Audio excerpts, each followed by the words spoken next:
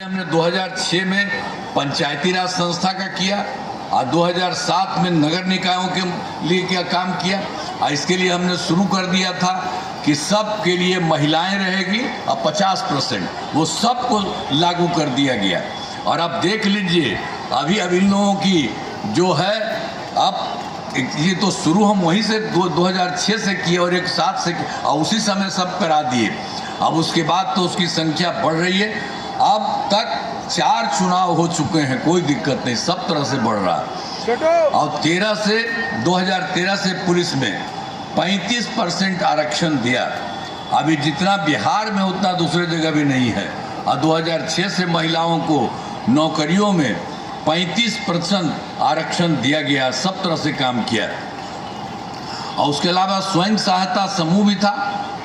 तो यहाँ बिहार में बड़ा देश भर का, पूरे देश का था।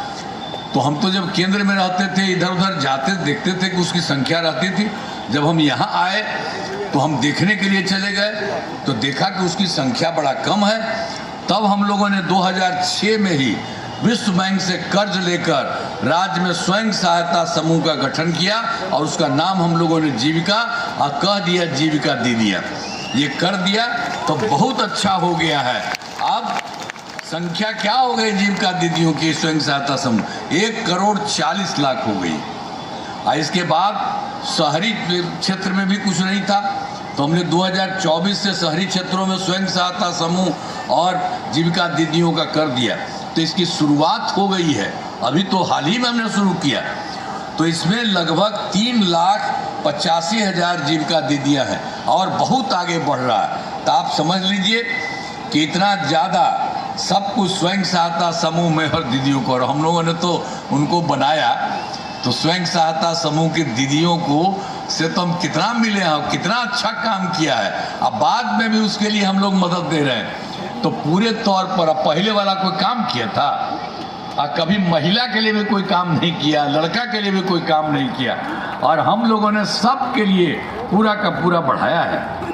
और हमने तो शुरू से ही सभी तबकों का विकास किया है, चाहे हिंदू हो, मुस्लिम हो, अपर कास्ट हो, पिछड़ा हो, अति पिछड़ा हो, दलित हो, महादलित हो, सब के लिए काम किया है।